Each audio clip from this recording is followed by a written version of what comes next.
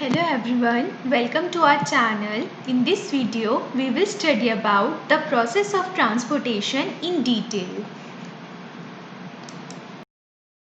Let's start transportation in plants. जो plants हैं इनके अंदर कार्बन डाइऑक्साइड, रॉ मटेरियल्स जैसे कि नाइट्रोजन, फॉस्फोरस और बाकी सारे मिनरल्स का ट्रांसपोर्ट होता है।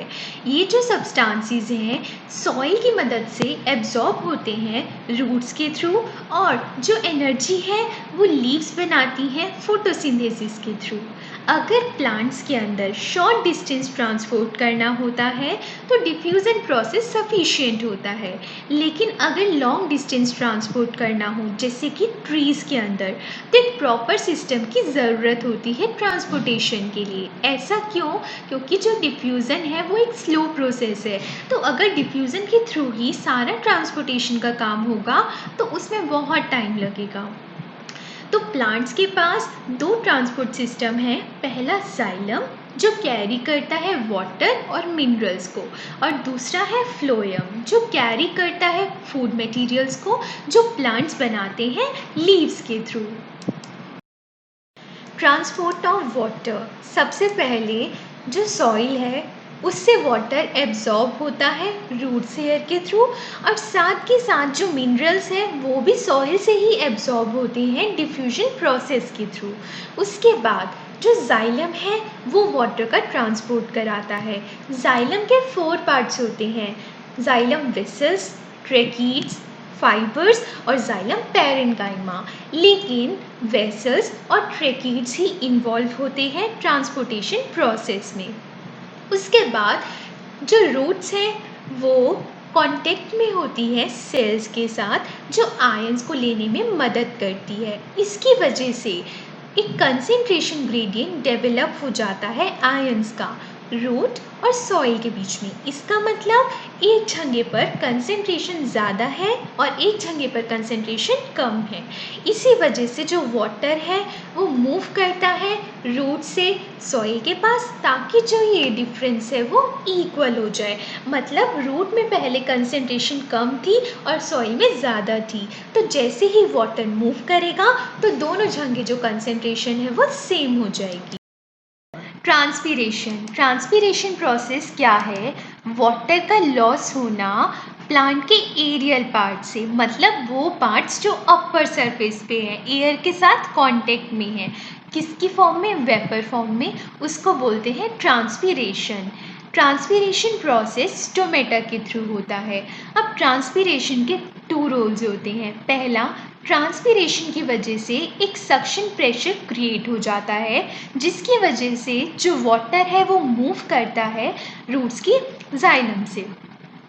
अब सेकंड क्या है? ट्रांसपीरेशन जो है वो टेम्परेचर रेगुलेशन में मदद करता है। इसका मतलब अगर ज़्यादा हीट है एटमॉस्फेयर में तो ट्रांसपीरेशन ज़्यादा होगा, ताकि जो प्लांट्स है उनका टेम्परेचर कांस्टेंट रहे। अब नेक्स्ट टॉपिक है transport of food in plants. जो फूड का ट्रांसपोर्ट होता है, मतलब सुक्रोज का, जो प्लांट्स है वो अपना ट्रांसपोर्ट करते हैं सुक्रोज की फॉर्म में। सुक्रोज क्या है? टाइप ऑफ शुगर, और एमिनो एसिड्स और बाकी के सारे सब्सटेंसेस लीफ से प्लांट के दूसरे पार्ट्स तक। इस प्रोसेस को बोला जाता है ट्रांसलोकेशन। जो ट्रांसलोकेशन प्रोसेस है ये सीव ट्यूब सेल्स के थ्रू होता है, और जो सीव ट्यूब सेल्स है वो कनेक्ट होते हैं कंपेनियन सेल से। ऐसा क्यों? क्योंकि जो सीव ट्यूब सेल्स हैं इनका खुद का कोई न्यूक्लियस नहीं है, तो इनकी एक्टिविटी को कोऑर्डिनेट करता है कंपेनियन सेल का न्यूक्लियस। अब जो ट्रांसपोर्ट होता है फूड का, ये अपवर्ड डायरेक्शन में भी होता है और डाउनवर्ड डायरेक्शन में भी होता है। जो फूड का ट्रांसपोर्ट है ये मेनली कहाँ से होता है? लीव से रूट्स के स्टोरेज ऑर्गन में, फ्रूट्स में, सीड्स में और डेवलपिंग ऑर्गन्स में जैसे कि लीव्स और बर्ड्स। क्यों? क्योंकि जो डेवलपिंग रीजन्स होते हैं वहाँ पर एनर्जी की ज़्यादा रिक्वायरमेंट होती है। अब जो ये ट्रांसपोर्ट होता है फूड का, इसको एनर्जी की ज़रूरत होती है एटीपी की फॉर्म में। इसकी वजह से क्या होता है, ऑस्मोटिक प्रेशर इंक्रीज हो जाता है टिश्यू का, और जो वाटर है वो अंदर मूव करने लग जाता है। ये जो प्रेशर है ये साथ में मटेरियल का भी मूव कराता है टिश्यूज तक, जिसके पास लेस प्रेशर होता है। ट्रांसपोर्टेशन इन ह्यूमंस के अंदर ट्रांसपोर्टेशन ब्लड के थ्रू होता है। ब्लड एक फ्लूइड कनेक्टिव टिश्यू है। जो ब्लड का फ्लूइड पार्ट है उसको प्लाज्मा बोलते हैं, जिसमें आरबीसी, डब्ल्यूबीसी और प्लेटलेट्स होती हैं। पहला, प्लाज्मा। प्लाज्मा का काम है फूड, कार्बन डाइऑक्साइड और नाइट्रोजनस वेस्ट का ट्रांसपोर्ट कराना डिजोल्व फॉर्म में। नेक्स्ट, आरबीसी मतलब रेड ब्लड सेल्स। ये कैरी करते हैं ऑक्सीजन को लंग से बॉडी सेल्स तक। क्यों? क्योंकि जो हीमोग्लोबिन रेस्पिरेटरी पिगमेंट है वो रेड ब्लड सेल्स में होता है। थर्ड, वाइट ब्लड सेल्स यानी कि WBC। इनका काम होता है बॉडी को इम्यूनिटी प्रोवाइड करना, यानी कि अगर बाहर से कोई भी वायरस या बैक्टीरियल सेल एंटर करता है बॉडी में तो उनसे फाइट करने में मदद करते हैं white blood cells. Fourth, platelets. जो प्लेटलेट्स हैं इनका काम होता है ब्लड की क्लोटिंग कराना। ह्यूमन सर्कुलेटरी सिस्टम के अंदर 3 पार्ट्स इन्वॉल्व होते हैं। पहला, हार्ट। दूसरा, ब्लड वेसल्स।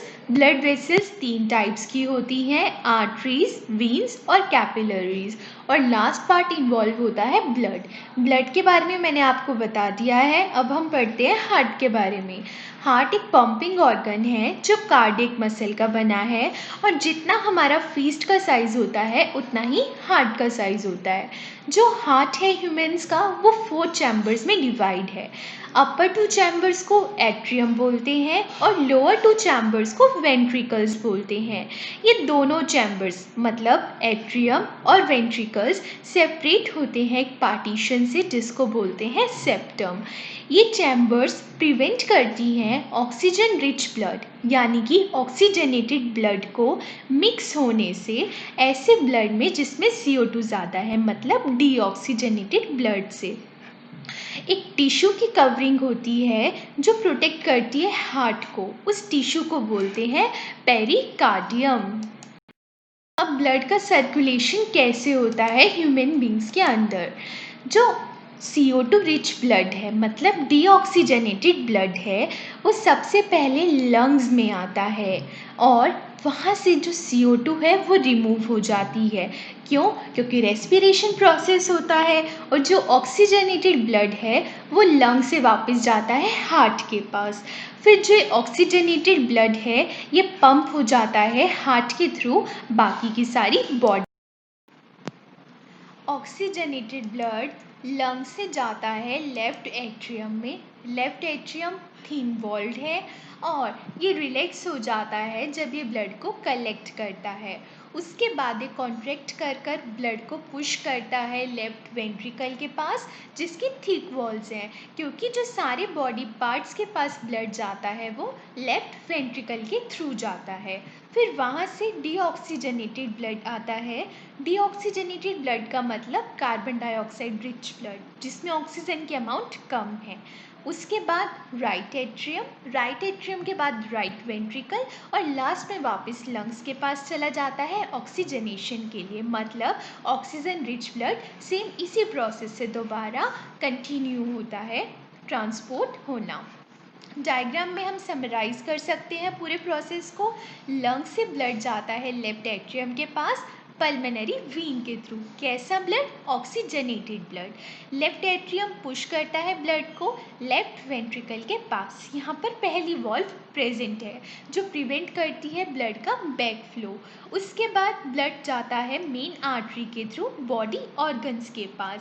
मेन आर्टरी को एओर्टा भी बोलते हैं। फिर बॉडी ऑर्गन से ब्लड जाता है राइट एट्रियम के थ्रू राइट वेंट्रिकल में, और राइट वेंट्रिकल से पल्मोनरी आर्टरी के थ्रू लंग्स के पास चला जाता है। अब हम नोटिस करें तो जो ब्लड है वो 2 बार ट्रांसपोर्ट हो रहा है हार्ट के अंदर, तो इसी वजह से इस प्रोसेस को डबल सर्कुलेशन बोला जाता है।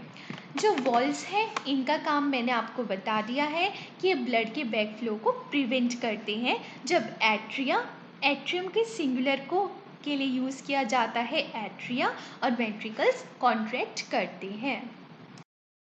सम की पॉइंट्स। सबसे पहले जो बर्ड्स और एनिमल्स हैं इनका 4 चैम्बर्ड हार्ट होता है। इसका मतलब यहाँ पर सेपरेशन होती है राइट साइड और लेफ्ट साइड में।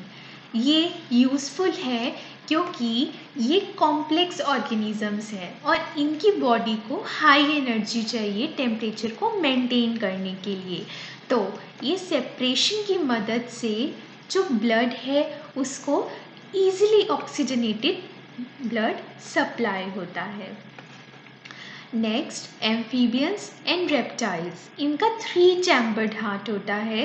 ये थोड़ी सी टॉलरेट कर सकते हैं मिक्सिंग ऑक्सीजनेटेड और डीऑक्सीजनेटेड ब्लड की। एंड लास्ट, फिशीज़ का 2 चैम्बर्ड हार्ट होता है। जो ब्लड है वो सबसे पहले गिल्स में पंप होता है, उसके बाद वहाँ जाके ऑक्सीजनेट होता है और डायरेक्टली सारी बॉडी में सप्लाई हो जाता है। इनका बॉडी टेम्परेचर डिपेंड करता है इन्वायरमेंट के टेम्परेचर पर। Blood vessels. There are 3 types of blood vessels. First are arteries. जो आर्टरीज हैं इनका काम होता है ब्लड को कैरी करना हार्ट से बॉडी ऑर्गन्स तक। इनकी थिक इलास्टिक वॉल्स होती है क्योंकि जो ब्लड हार्ट से आता है वो अंडर प्रेशर होता है क्योंकि उसको ऑक्सीजन सप्लाई करनी है बॉडी ऑर्गन्स तक। सेकेंड आर आर्टरीज कैरी करती हैं डीऑक्सीजनेटेड ब्लड को बॉडी ऑर्गन से वापस हार्ट तक। इनकी थिक वॉल्स नहीं होती क्योंकि ब्लड लो प्रेशर में है। और लास्ट, वीन्स के पास वॉल्व्स होती हैं। क्यों? ये इंश्योर करती हैं कि जो ब्लड है वो सिर्फ एक ही डायरेक्शन में फ़्लो करे, मतलब जो डीऑक्सीजनेटेड ब्लड है वो वापस से ऑक्सीजनेटेड ब्लड के साथ जाकर मिक्स ना हो जाए। थर्ड टाइप है कैपिलरीज। जो कैपिलरीज होती हैं ये स्मॉलेस्ट वेसल्स होती हैं। इनकी लेयर सिर्फ 1 सेल थिक होती है और ये कनेक्ट करती हैं आर्टरीज़ को वीन से।